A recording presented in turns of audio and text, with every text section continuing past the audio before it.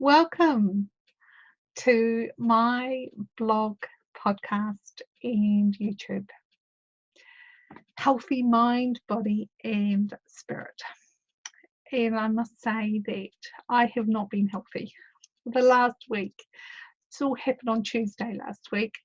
And I want to share the story with you because then you'll understand why I say that I never get sick. And this was totally out of the box.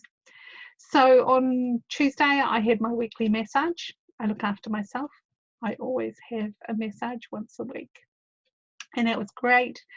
Got up Wednesday and had little bit of niggle in my tummy. And I thought, oh, these sort of niggles are like food poisoning, because I've had food poisoning before.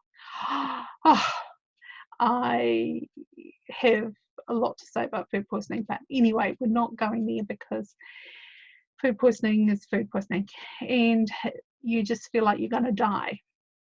But I did feel like I was going to die. So it wasn't so bad on Wednesday, but by Thursday it was full on. I couldn't get comfortable, I couldn't lie down, I couldn't stand up. The pain in my tummy was so bad. And I thought, oh, I'm not going to be able to do my wedding on Saturday if this carries on. So I tried to get a replacement for my Saturday wedding. And I tried 5 celebrants. 3 were unavailable because they had a wedding at the same time. The 4th one was heading off to Australia. And the 5th one didn't respond. So I thought, oh, okay, I need to do the wedding. That's fine. All right, no problem. My couple are my priority, and it was to be a small wedding anyway, so that was all good. So got through Thursday night with shivering, cold, couldn't get warm, hot and cold sweats, and I woke up feeling pretty good. I thought, oh, I'm on the road to recovery. So I had a quiet Friday. But it got to Saturday morning and I thought, oh, I've got the wedding this afternoon and I really need to check out and see what's going on, because I haven't really improved, if you understand what I mean, because I'm always well. And I think I even did a podcast and mentioned it a couple of weeks ago where I'm always well. So we had to drop our daughter off at Canterbury University, so she had a day event there, and I said to my husband, take me to the Riccarton Clinic because I had good reports there. So we went in and they do your blood test and pee test and all those sorts of things. Then the doctor checked my tummy and said it could be I can't even say it, litis, which is a food related thing, or appendix. He wasn't too concerned, but he said what we'll do is we'll also give you, there's a system they have where any more tests that I had to do, they would keep, the goal is to keep people out of hospital, so I didn't have to pay for any other diagnostic tests that might be needed. So that was all positive. So my husband, but the doctor said, I think we'll get you a blood test, because that wasn't the scheduled thing, just to see if we can see anything there. So I went and had a blood test, picked up my husband, and away we went. Then, are you ready? I came home and I got dressed, did my makeup, did my hair, drove off and went, and my husband took me and I did my little wedding, and it was lovely. And I'm going to ask them for some feedback shortly, maybe before they listen to this. Not that they'll listen to this, I wouldn't have thought, because it was a lovely little wedding. They were happy and I didn't hang around. I left them to have fun and went back to the track to meet my husband. We picked our daughter up and we all came home. And David said, I'm going to go out and mow the lawns. And I said, oh, that sounds good. Then I got a phone call on my cell phone from the doctor who had got the blood test results back. And he said, I think at first it was a text saying you have a massive infection, start on the antibiotics straight away. And because I'm a little bit anal about antibiotics, I didn't actually get the prescription filled. So, but he sort of said, don't take them unless you feel you really need them. So that was fine. We were about to go and get the prescription filled, and I got a phone call from him saying, there's a massive infection in your body and you need to come pack a bag, and I've spoken, or I'm going to speak to the registrar at the hospital, and you should go into SARA, S-A-R-A, and where they assess patients.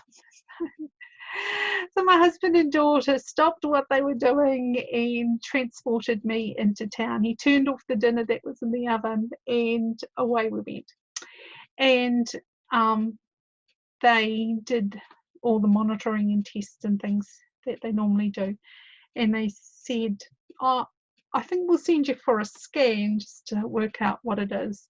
And the doctor said, we'll put you in the ward 15 next door, and you will definitely be staying the night. So I sent my husband and daughter home, and I went off for my scan. And when they do a scan, they put dye through just to see what's there. And at 10:30 at night, this lovely doctor came to see me and said, you are so well, considering you're not well, if you understand what I mean. And I said, well, what do you mean? And he said that, and he explained to me that my inflammation markers, why the doctor said I had a massive infection, most people's inflammation markers are about 3, marked at 3. I don't understand the system, but anyway. And he said people would present with, say, appendicitis with 10, 20. And he said mine was 300. And just as an aside, the doctor told me yesterday 310. So my body was truly, and there was a lot of pus and stuff in my tummy, and my appendix would come out. I'd be on top of the list, hopefully 8:30 in the morning, depending on the availability of theatres. And so that was fine. They drugged me up, massive doses of antibiotics, and I think they were working on trying to get the inflammation down on my tummy as well at the same time. So this was Saturday night. Got through the night, morning, and they came about late morning.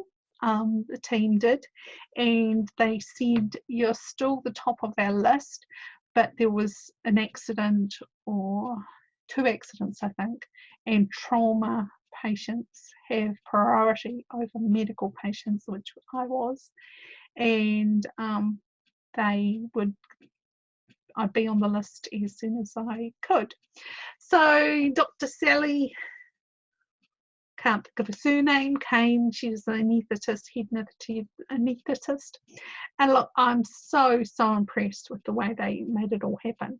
She checked me over and she said, gosh, you're in good health, really good health, considering you're unhealthy. And the wee story from the night before, they were measuring my pee just to make sure that, you know, things were working. And the nurse said, your name? And I said, Julie Lassen. And she said, oh, you're the one the surgeon said is really, really unwell, but really well. I thought it was so funny, because how can you be really unwell but be well? But I do know, yeah, if you understand. Okay, so Sunday morning, and they said, right, it's all happening. So at 2 o'clock, I think it was, I was in surgery, and they said they were going to try and do keyhole surgery.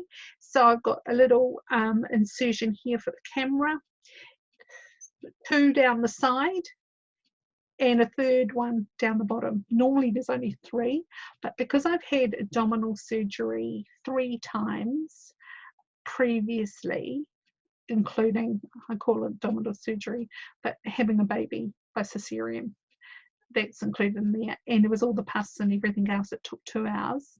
Ahmed did it, and he did a great job, and I'm just so impressed with all what they do now. They have monitors on your forehead, and I suppose they had it before. No, I don't think, this is all new technology. There was 3 anaesthetists there, and I was out to it and woke up in recovery. And yeah, it's the next day, because I got up and moved around, they came on their rounds and said that you're going home today, right? So I came home, and basically all I wanted to do is sleep, and that's what I'll go and do again soon, is because I just am really, really tired. Although so today's Thursday, isn't it? So Tuesday I was home. No, I came home, I can't even think. But every day I'm getting better, which is great, because I've got 3 weddings to do. Yeah, 3 weddings this week. So there you go. The story of my life and death situation. More life than death, thankfully. And yeah, I'm so impressed. Beautiful nurses who were just so attentive and helpful.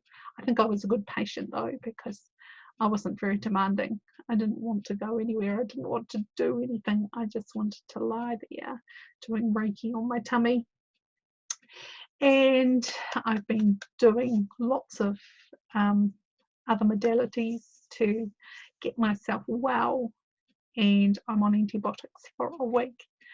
Have I said enough ands today? Anyway, there you go. That's the story. I'm back. I am back, even though a little bit slower, and a good excuse for everyone to run after me just for a wee while. Okay. Take care, and we'll catch up with you very soon on the next podcast.